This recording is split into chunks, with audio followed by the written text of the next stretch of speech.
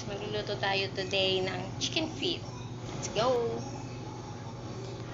Ayan, pinakuluan ko muna siya. Tapos sa mantika magisa na tayo nating bawang at sibuyas kasama na yung chicken feet.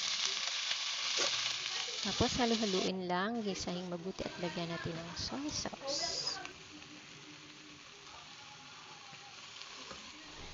Tapos lagyan natin ng tubig para malaga siya ulit.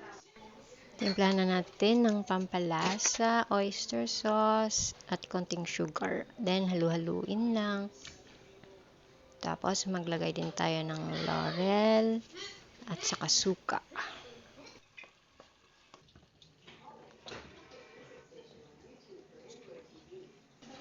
Tapos, pwede na to.